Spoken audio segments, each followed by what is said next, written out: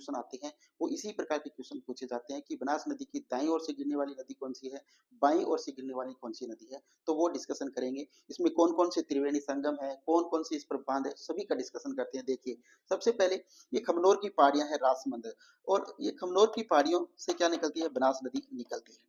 बनास नदी सर्वप्रथम चित्तौड़गढ़, मैंने ये बता दिया, भीलवाड़ा, फिर अजमेर आती है, और अजमेर से ये टोंक, टोंक से सवाई माधोपुर, और फिर चंबल नदी में ये मिल जाती है। कहाँ पर, रामेश्वरम में। कहाँ पर, रामेश्वरम में। रामेश्वरम है ये खंडा और तहसील है। कहाँ पर, सवाई माधोपुर में। यहाँ पर ये चंबल नदी में मिल जाती है। ठीक है, और चंबल, बनास और सीप ये तीनों क्या बनाती है, त्रिवेणी संगम बनाती है। क्या बनाती है, त्रिवेणी संगम बनाती है। तो रामेश्वर में जो त्रिवेणी संगम बनाती है बनास नदी के साथ, वो चंबल और सीप मिलकर बनाती है। अब देखिए यहाँ पर थोड़ा सा और डिस्कशन करते हैं कि इसकी दाईं तरफ से कौन सी नदी गिरती है और बाईं तरफ से कौन सी गिरती है। अब देखिए, अब कैसे पहचानोगे कि इसकी बाईं तरफ से नदी कौन सी गिरती है और दाईं तरफ से कौन सी गिरती है। तो आप जहां से नदियां निकलती है उसकी तरफ हुआ करके खड़ा हो जाइएगा। जैसे बनास नदी यहाँ से निकल रही है तो मैं ऐसे इसकी तरफ खड़ा हो गया, यहाँ से निकल रही है तो ऐसे खड़ा हो गया। तो मेरा लेफ्ट साइड कौन सा है, ये, और राइट साइड कौन सा है, ये। तो इसका लेफ्ट साइड कौन सा हो गया, ये इसका लेफ्ट साइड हो गया, और ये इसका क्या हो गया, राइट साइड हो गया। तो ये क्या है, बेड़च नदी और जो मेनाल नदी है, ये तो बनास नदी में कहां से मिलती है, दाईं ओर से मिलती है। और देखिएगा, कोठारी नदी है, उसके बाद डाई नदी है, उसके बाद सहोदरा नदी है, मासी नदी है, बांडी नदी है, मोरेल नदी है, ढूंढ नदी है, और एक और है काली सील नदी। कौन सी नदी, काली सील नदी। काली सील नदी, ये इसमें क्या गिरती है दोस्तों, ये गिरती है बाईं साइड से। तो आपको ध्यान क्या रखना है, बाईं तरफ से कौन सी गिरती है और दाईं तरफ से कौन सी गिरती है। अब दाईं तरफ ये तो सरल है, दाईं तरफ से कौन सी नदियां गिरती है इसमें, एक तो बेड़च और एक मेनाल, दो ही नदियां बनास नदी में बाईं ओर से सॉरी दाईं ओर से गिरती है। बाकी की सभी कहाँ गिरती है, लेफ्ट साइड से, यानी बाईं तरफ से। ठीक है, तो ये बात मैं आशा करता हूँ कि आपको ये जो नदियां हैं वो अच्छी प्रकार से ध्यान में आ गई होगी। ठीक है, अब मैं थोड़ी सी चर्चा कर लेता हूँ यहाँ पर कि जो ये इसके ऊपर जो त्रिवेणी संगम है वो कौन कौन से हैं। तो देखिए, चर्चा करते हैं त्रिवेणी संगम की कि इस नदी के ऊपर त्रिवेणी संगम कौन कौन से। सबसे पहले मैं बात करूं यहाँ पर टोंक में। टोंक के अंदर है वो ये नदी त्रिवेणी संगम बनाती है। कहाँ पर, राजमहल टोंक में। कहाँ पर, राजमहल। राजमहल, राजमहल है, यहाँ पर ये त्रिवेणी संगम बनाती है। क्या बनाती है, त्रिवेणी संगम। तो यहाँ पर देखिए, बनास नदी, डाई नदी और खारी नदी, ठीक है, ये तीनों मिलकर क्या बनाती है, त्रिवेणी संगम बनाती है। कहाँ पर, राजमहल टोंक के अंदर। तो राजमहल टोंक के अंदर त्रिवेणी जो संगम बनाती है वो कौन कौन सी नदियां मिलकर बनाती है, डाई, बनास और खारी नदी मिलकर क्या बनाती है, त्रिवेणी संगम बनाती है। कहाँ पर, राजमहल टोंक के अंदर। अब यहीं पर एक और त्रिवेणी संगम बनाती है बनास नदी, वो कौन सा बनाता है, राजमहल टोंक के अंदर के बाद ये देवधाम, देवधाम, देवधाम जोधपुरिया, देवधाम जोधपुरिया, देवधाम जोधपुरिया के अंदर भी, टोंक के अंदर ये दूसरा त्रिवेणी संगम बनाती है। कौन कौन सी नदियां मिलती है यहाँ पर वो देखते हैं। देखिएगा, यहाँ पर मासी नदी, बनास नदी और बांडी नदी, ये तीनों नदियां मिलकर क्या बनाती है, जोधपुरिया, देवधाम जोधपुरिया टोंक के अंदर दूसरा त्रिवेणी संगम बनाती है। ठीक है, अब एक और त्रिवेणी संगम यहाँ पर बनता है बनास नदी के ऊपर, वो कहाँ बनता है बताइए, वो बनता है बिंगोद भीलवाड़ा के अंदर। उसको भी पढ़ते हैं। देखिए, बिंगोद भीलवाड़ा के अंदर इसमें तीसरा त्रिवेणी संगम बनता है, उसको देखते हैं। ये देखिएगा, ये है बिंगोद, बिंगोद भीलवाड़ा, बिंगोद भीलवाड़ा। यहाँ पर भी एक त्रिवेणी संगम बनता है। वो त्रिवेणी संगम कौन सा बनता है उसको जानते हैं। देखिएगा, कौन सा त्रिवेणी संगम बनता है यहाँ पर, वो देखिए।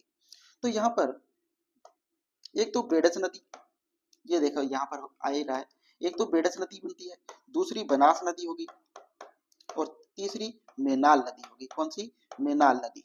तो बिंगोद भीलवाड़ा के अंदर मेनाल, बनास और बेडच, ये तीनों नदियां क्या मिलकर क्या बनाती है, त्रिवेणी संगम बनाती है। तो बनास नदी के ऊपर तीन त्रिवेणी संगम बनते हैं, सॉरी चार त्रिवेणी संगम बनते हैं। एक तो रामेश्वरम धाम सवाई माधोपुर में बनता है जो चंबल, बनास और सीप मिलाती है। दो टोंक में बनते हैं, एक तो देवधाम जोधपुरिया और दूसरा राजमहल टोंक के अंदर। राजमहल टोंक के अंदर बनाती है डाई, बनास और खारी। और जो देवधम जोधपुरिया के अंदर मासी, बनास और बांडी नदी मिलकर क्या बनाती है, त्रिवेणी संगम बनाती है।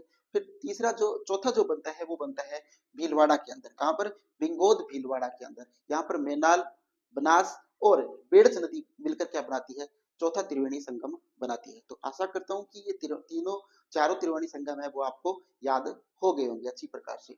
अब देखते हैं कि इस नदी के ऊपर कौन कौन से बांध स्थित है। बांध देखते हैं कि इसके ऊपर बांध कौन कौन से हैं। ठीक है, तो दोस्तों यहाँ पर देखिएगा, ये थोड़ा सा यहाँ पर मैं बांध की अगर बात करूं तो देखिए, चित्तौड़गढ़, चित्तौड़गढ़ के ऊपर जो बांध है वो कौन सा बांध है, चित्तौड़गढ़ में जो बांध है वो है मातरकुंडिया बांध। कौन सा बांध, मातरकुंडिया। मातरकुंडिया जो बांध है वो चंबल नदी के ऊपर, सॉरी बनास नदी के ऊपर है, वो चित्तौड़गढ़ में है। ठीक है, अब दो और बांध है राजसमंद में, जहां से इसका उद्गम होता है। राजसमंद में इसके ऊपर दो बांध है, कौन कौन से, एक तो नंद समंद। कौन सा, नंद समंद। एक तो नंद समंद बांध है और दूसरा जो बांध है वो है बगेरी नाका। कौन सी, बगेरी नाका। ये दो बांध इसके ऊपर राजसमंद में। कौन कौन से, एक तो नंद समंद, दूसरा बगेरी नाका। ये दो बांध कहाँ है, राजसमंद में है। एक कौन सा है, चित्तौड़गढ़ में, मातरकुंडिया बांध। अब दो बांध है वो टोंक के अंदर है।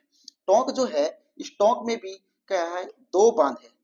कितने बांध है यहाँ पर, दो बांध है। कौन कौन से, एक तो है इसरदा बांध। कौन सा, इसरदा बांध। एक तो है इसरदा बांध और दूसरा बांध है यहाँ पर बिसलपुर बांध। कौन सा बांध, बिसलपुर बांध। ओके, ये दो बांध और यहाँ पर है इसके ऊपर। तो देखिए टोटल कितने बांध हो गए, दो तो टोंक में है। कौन कौन से, एक तो इसरदा बांध और एक बिसलपुर बांध है, वो टोंक में है, इसके ऊपर, बनास नदी के ऊपर। ठीक है, एक कहाँ पर है, चित्तौड़गढ़ में है, वो कौन सा है, मातरकुंडिया चित्तौड़गढ़, मातरकुंडिया।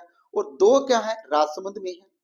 कौन कौन से, एक तो नंद समंद और एक बगेरी नाका। दो बांध कहां पर है, राजसमंद के अंदर। तो टोटल ये बांध हो गए।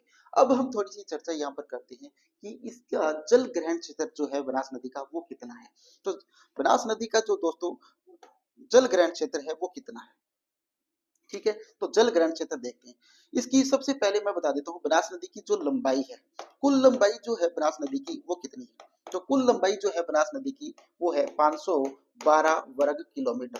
कितनी है, 512 वर्ग किलोमीटर बनास नदी की कुल लंबाई है। और अब राजस्थान में जो ये प्रवाहित होती है वो 480 किलोमीटर में प्रवाहित होती है। 480 वर्ग किलोमीटर में ये राजस्थान में प्रवाहित होती है। ठीक है, सॉरी, किलोमीटर में प्रवाहित होती है। उसके बाद अगर आपसे पूछे कि जो बनास नदी है, इस बनास नदी का जो बनास नदी जो है, इस बनास नदी का जल ग्रहण क्षेत्र कितना है। बनास नदी का अगर आपसे पूछ ले जल ग्रहण क्षेत्र, जल ग्रहण क्षेत्र है वो कितना है।